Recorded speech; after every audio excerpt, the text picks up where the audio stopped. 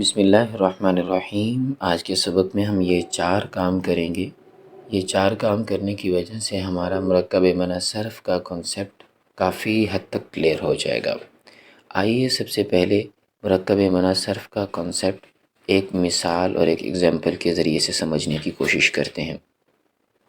مثال کے طور پر لفظ محمد صلی اللہ علیہ وسلم یہ ایک شخصیت کا نام تھا، ہمارے نبی کریم صلی اللہ علیہ وسلم کا اسم گرامی تھا۔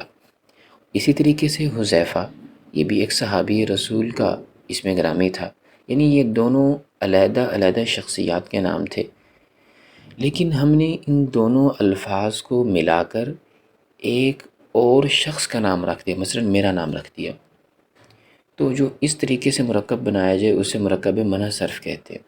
لیکن اس میں جو 2 امپورٹنٹ چیزیں آتی ہیں کہ نمبر 1 کہ جب ان دونوں اسماء کو ہم کمبائن کر رہے ہوتے ہیں، جب ان کو ہم ملا رہے ہوتے ہیں، اس وقت کوئی نسبت ہمارے ذہن میں نہیں ہوتی کہ ان کے درمیان ہم نسبت ناقصہ پیدا کر لیں یا نسبت تامہ پیدا کر لیں، یہ ہمارا کوئی مقصد نہیں ہوتا۔ اور نسبت تامہ کیا ہوتی ہے، نسبت ناقصہ کیا ہوتی ہے، اس کی ڈیٹیل ہم پچھلے سبق میں پڑھ چکے ہیں۔ اس میں دوسری چیز کا یہ خیال رکھا جاتا ہے کہ جب 2 الفاظ کو کمبائن کیا جا رہا ہو اس وقت کسی حرف کا سہارا نہیں لیا جاتا، مثلا ان کو جوڑنے کے لیے واو کا سہارا نہیں لیا جاتا، تو ایسے مرکب کو مرکب منع صرف کہتے ہیں۔ اس کی مزید مثالیں دیکھ لیجئے۔ محمد اکرم، اب لفظ محمد ایک علیحدہ شخصیت کا نام تھا صلی اللہ علیہ وسلم، اور اکرم ایک علیحدہ نام تھا، ان دونوں کو کمبائن کر دیا، درمیان میں کوئی حرف بھی نہیں ہے اور ان کے درمیان کوئی نسبت بھی نہیں ہے۔ یہ ریڈ کلر والی ساری اسی کی مثالیں ہیں۔ آئیے اب اس کی ہم کتاب والی ڈیفینیشن کو سمجھنے کی کوشش کرتے ہیں۔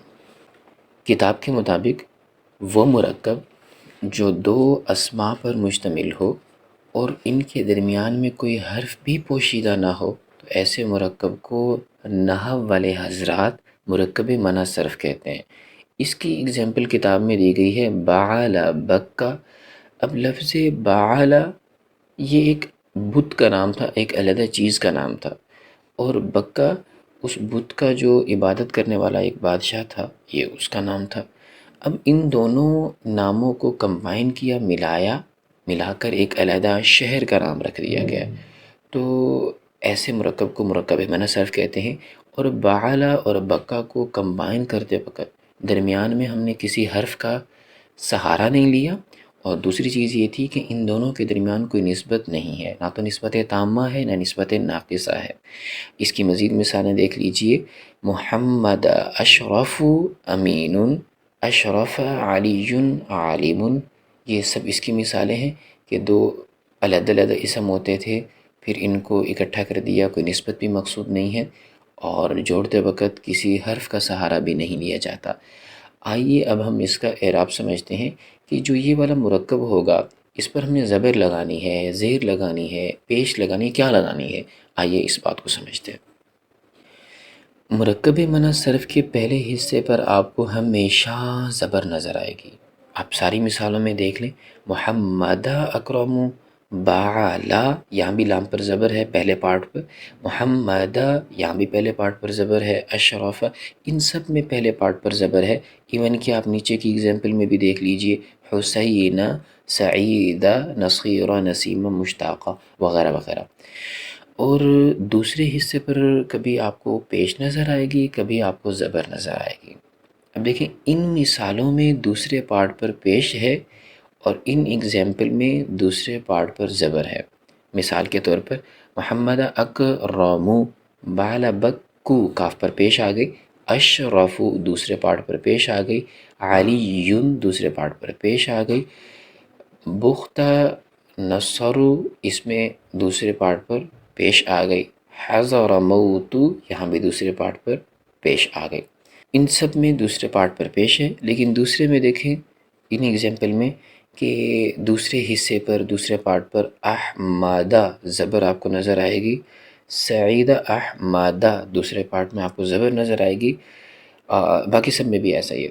اب ذہن میں ایک سوال آ رہا ہے کہ ہمیں کیسے پتہ چلے گا کہ کہاں پر مرکب منصرف کے دوسرے حصے میں زبر آئے گی اور کس مقام پر مرکب منصرف کے دوسرے حصے پر پیش آئے گی، یہ ایک سوال رہ جاتا ہے۔ تو اس سوال کا جواب ابھی سمجھنے کی ہمیں ضرورت نہیں ہے، یہ انشاءاللہ آگے 2-4 فصلیں پڑھنے کے بعد اس سوال کا جواب ہمیں مل جائے گا۔ اور دوسری چیز یہ ہے کہ آپ کتاب میں محسوس کریں گے کہ کتاب میں ایک لفظ لکھا ہوا ہوگا کہ یہ فتح پر مبنی ہے، کہ مرکب منصرف کا جو پہلا حصہ ہوگا وہ مبنی ہوگا اور فتح پر مبنی ہوگا۔ اب اس ٹرمینالوجی کا کیا مطلب ہے، یہ بھی 2-4 فصلیں آگے چلیں گے، 2-4 چیپٹر آگے چلیں گے تو یہ ٹاپک بھی ہمارا وہاں پر کلیئر ہوگا۔ فی الحال ہمیں یہ ذہن میں رکھنا ہوگا کہ مرکب منصرف کے پہلے حصے پر ہمیشہ زبر ہوگی۔ اب ہم یہ سمجھتے ہیں آخر مرکب منصرف، مرکب اضافی اور مرکب بنائی، ان میں کیا فرق ہے؟ آئیے اس فرق کو جلدی سمجھنے کی کوشش کرتے ہیں۔ ہمارے سامنے یہ مرکب کی کافی ساری اگزامپل موجود ہیں، تو ان کا آپس میں کیا فرق ہے وہ دیکھ لیجئے کہ جملہ خبریہ کے اندر آپ کو ہمیشہ نسبت تامہ نظر آئے گی، جبکہ مرکب منصرف اور مرکب بنائی میں آپ کو نسبت ہی نظر نہیں آئے گی، اور مرکب اضافی کے اندر نسبت ناقصہ نظر آئے گی، جبکہ مرکب بنائی اور مرکب منصرف میں آپ کو نسبت ناقصہ ہی نظر نہیں آئے گی۔ اور مرکب بنائی اور مرکب منصرف میں آسان سا فرق ہے کہ ان دونوں میں نسبت نہیں ہوتی، نہ تو نسبت تامہ ہوتی ہے نہ نسبت ناقصہ ہوتی ہے، لیکن ان میں جو ڈفرنس ہے وہ یہ ہے کہ مرکب بنائی کے اندر کوئی نہ کوئی حرف پوشیدہ ہوگا، اہل عرب کا ماننا ہے کہ یہاں پر کوئی حرف پوشیدہ ہے، اور مرکب منصرف کے اندر کوئی حرف پوشیدہ نہیں ہوگا۔ امید ہے آج کا سبق آپ کو سمجھ میں آ جائے گا۔ اللہ تعالی ہم سب کو سمجھنے کی توفیق عطا فرمائے۔